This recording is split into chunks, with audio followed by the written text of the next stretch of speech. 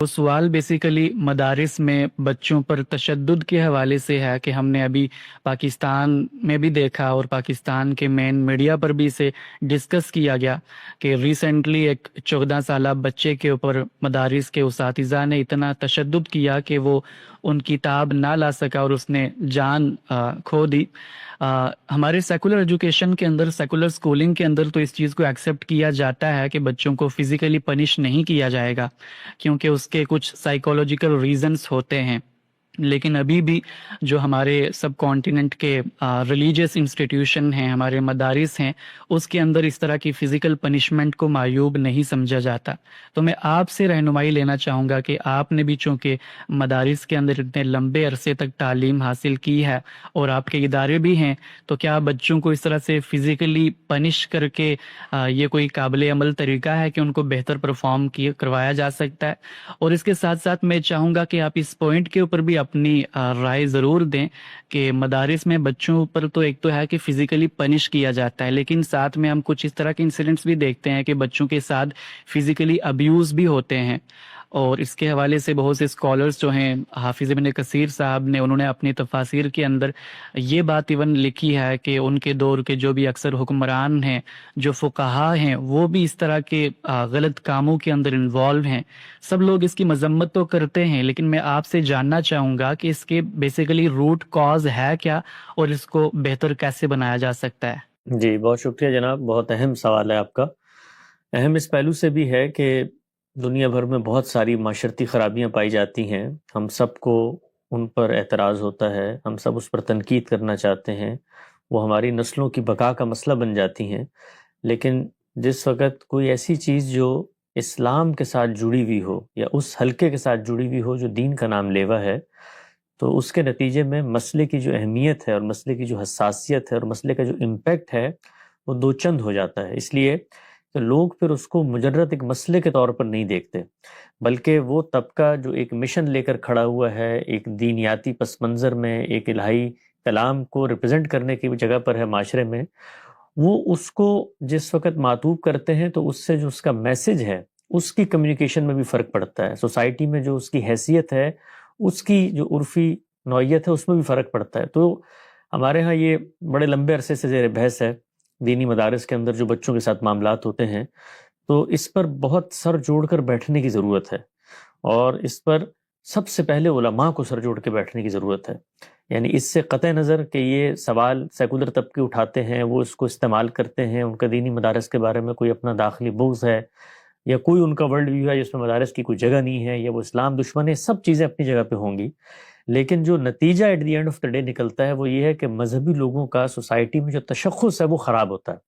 तो सबसे पहली जिम्मेदारी जो स्टेक होल्डर्स हैं उनमें खुद मजहबी तबके की है कि वो इस मसले की ओनरशिप कबूल करे, वो इस इनसिक्योरिटी से निकले कि जी फलां जगह पर इल्ज़ाम लग गया है तो हम इस इल्ज़ाम को रफ़ा कर लें तो उससे मामला आगे बढ़ जाएगा।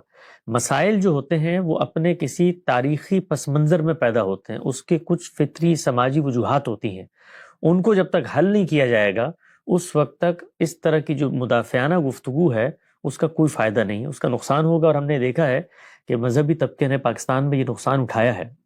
उनको इस वक़्त सोसाइटी के जो संजीदा हलके हैं, संजीदा तबक़ात हैं और जिनको इज़्ज़त की निगाह से देखा जाता है, हमारे यहाँ ये मामला नहीं है।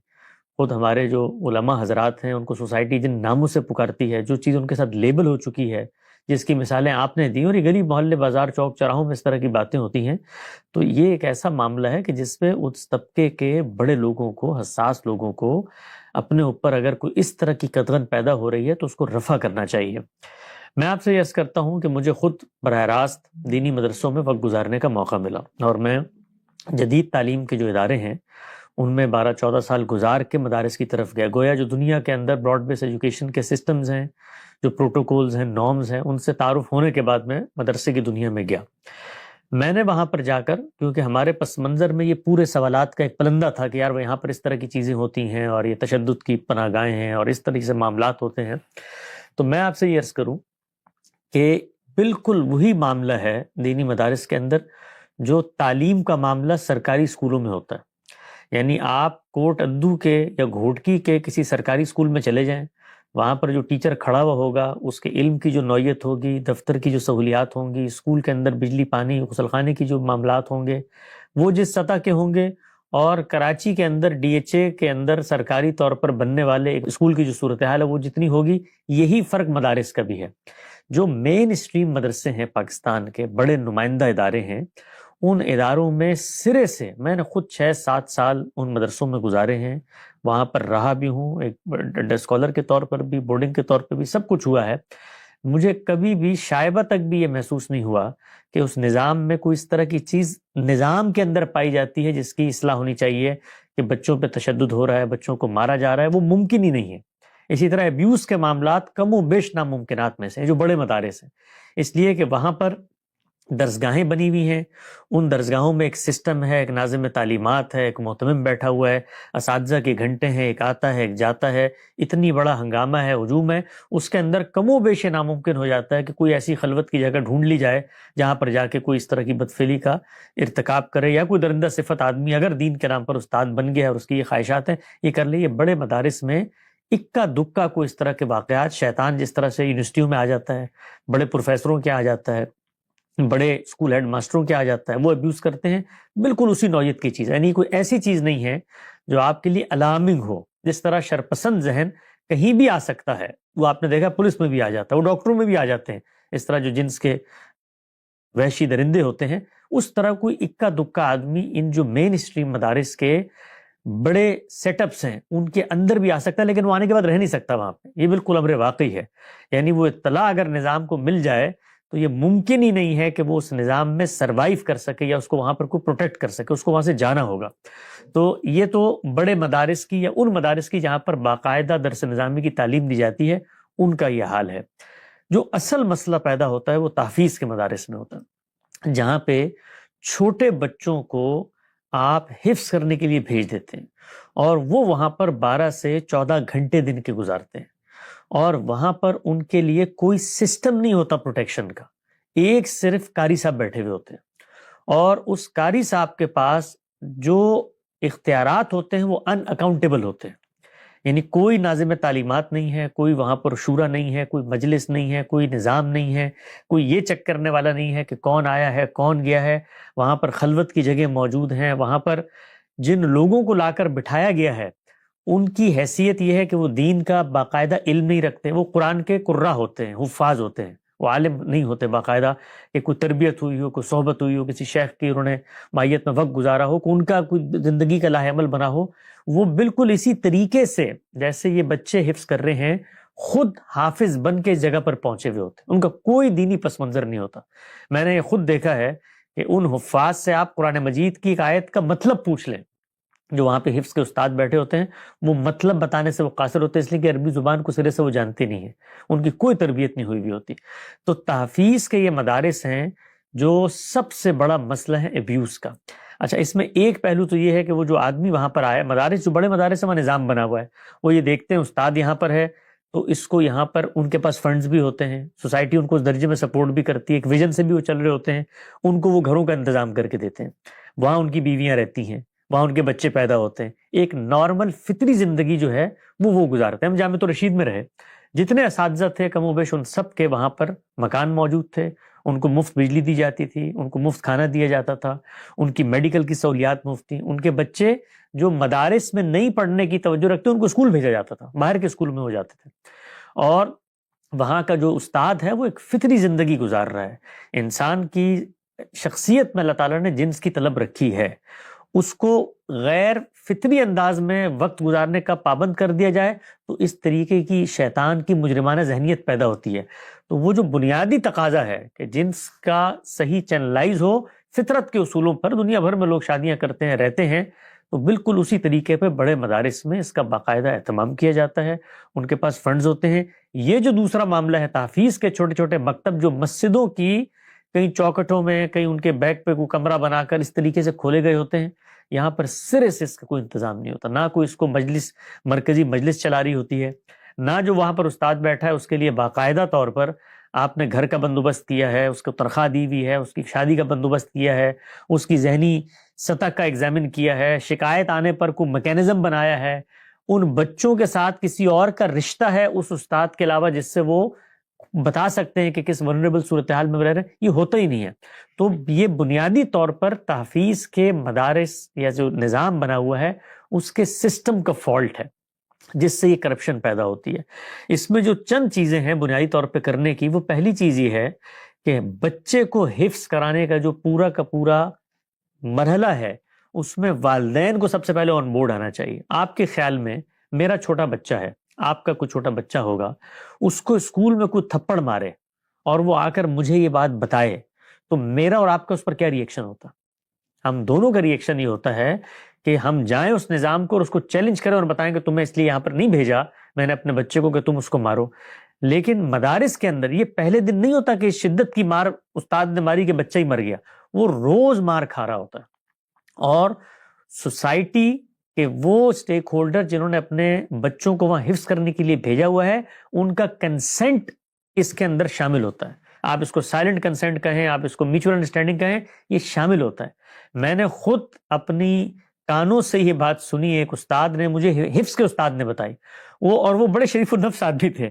انہوں نے کہا میں نے کبھی زندگی میں کسی پہ ہاتھ نہیں اٹھایا، والدین میرے پاس آ کر کہتے ہیں کہ یہ بچے کی چمڑی ہماری، ہڈیاں آپ کی ہیں، جو کرنا ہے کریں، اس کو حفظ ہونا چاہیے. تو سوال یہ ہے کہ جو سب سے بڑی پروٹیکشن تھی سوسائٹی میں بچوں کی، وہ تو والدین تھے. ان والدین نے یہ کنسنٹ کیسے دیا ایک حفظ کے استاد کو کہ اس بچے کو مار مار کے اس کا برکس نکال دو لیکن اس کو قرآن مجید یاد ہونا چاہیے؟ یہ سب سے بڑی جہالت ہے. سرکاری طور پر اس پر پابندی عائد ہونی چاہیے ہے کہ کسی بچے کو، چھوٹے بچے کو جس وقت تک کسی اسیسمنٹ سے نہ گزار لیا جائے، ایک فارم بننا چاہیے، ایک محکمہ بننا چاہیے ہے، وہ اس کی پہلے منظوری دے. حفظ کرانا چاہیے نہیں کرانا چاہیے یہ خود ایک بحث ہے. اس بحث میں 2-3 زاویہ نظر ہیں، میں اس کے اندر نہیں جانا چاہتا، ہر ایک کے اپنے دلائل ہیں. ہمارے یہاں سے ڈاکٹر عرفان شہزاد صاحب نے اس پورے عمل کی مخالفت میں کافی کچھ لکھا ہے، اس میں مفتی منیب الرحمان صاحب نے جواب دیا ہے.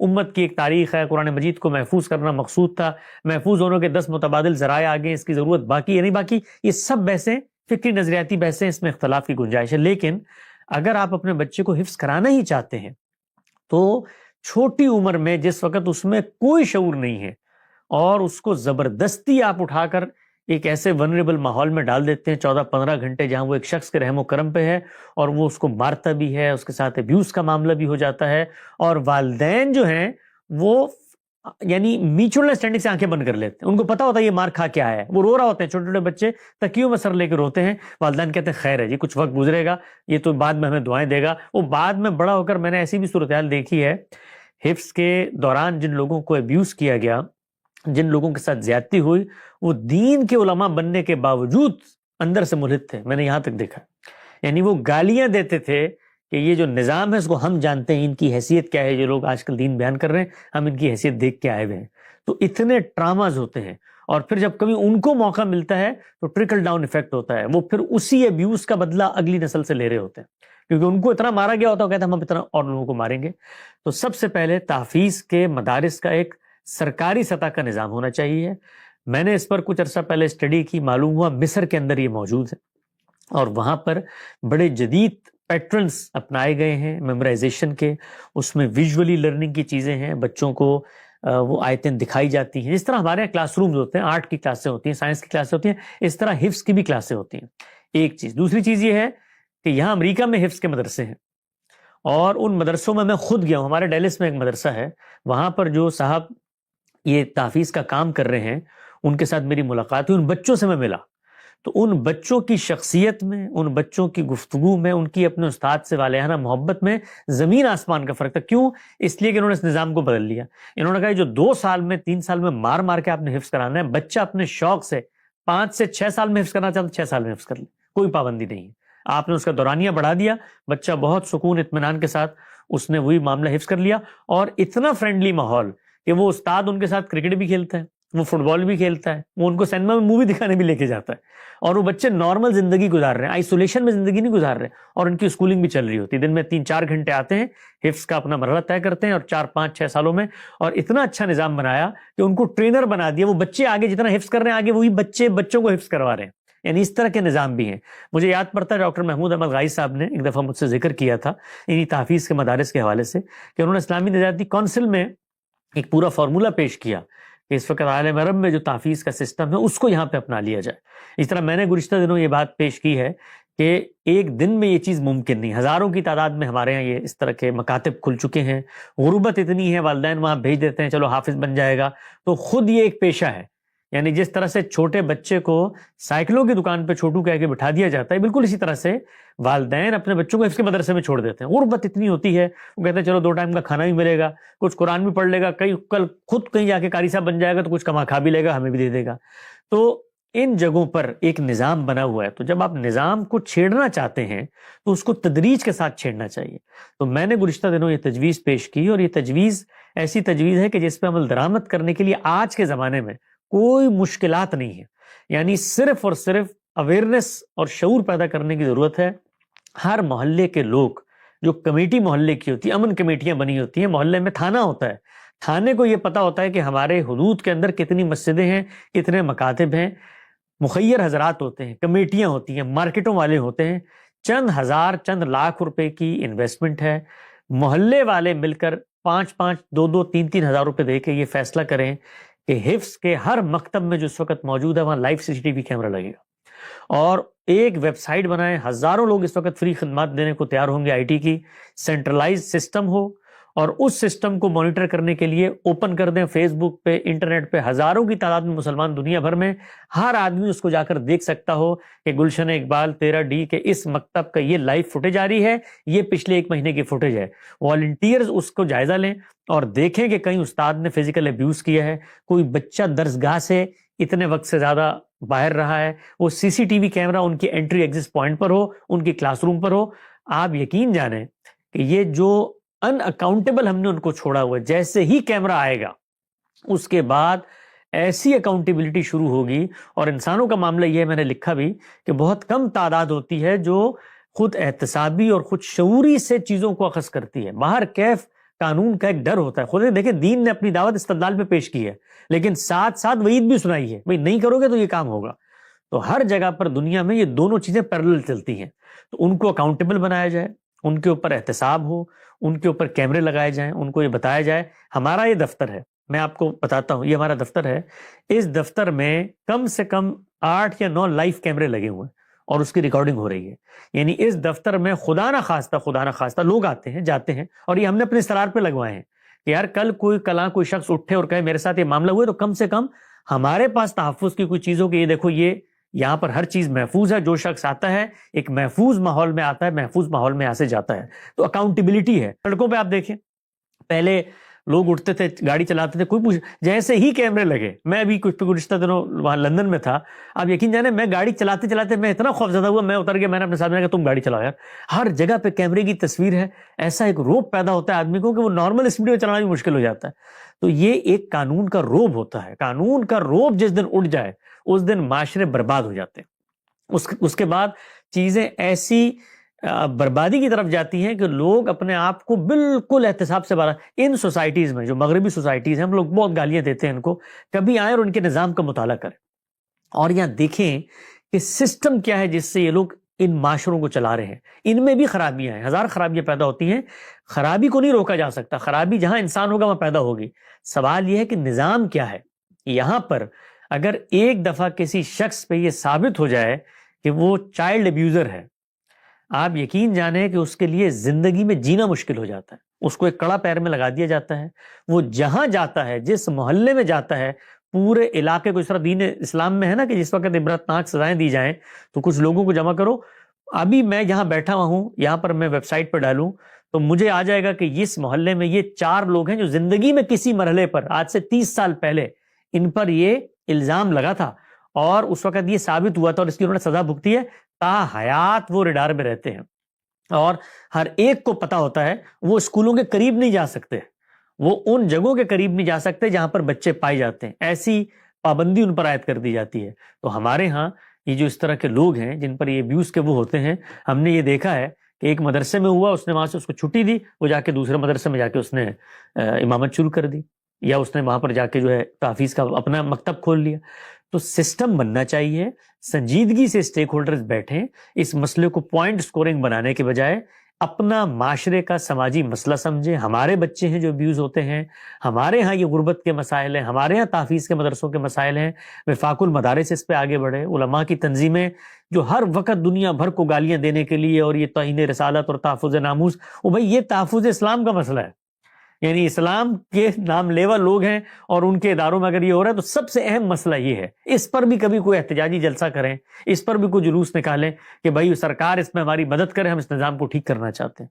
تو یہ چند میری گزارشات ہیں بڑے درد دل کے ساتھ. میں اس میں کبھی اس جگہ پہ نہیں کھڑا ہوتا کہ کسی ایک طبقے کو ہدف بنا لوں. یہ خرابیاں ہر جگہ پائی جاتی ہیں. آپ کیڈٹ کالجز کی مثالیں، آپ یہ چرچ کی کبھی آپ کو موقع ملے، ابھی گزشتہ دنوں ایک باقاعدہ بہت بڑا اسکینڈل تھا بوسٹن میں چند سال پہلے، اس پر ایک باقاعدہ فلم بنائی گئی ہے اور ہزاروں کی تعداد میں بچوں کے ابیوز کے کیس ہے. وہاں بھی دیکھیے کیا صورتحال ہے.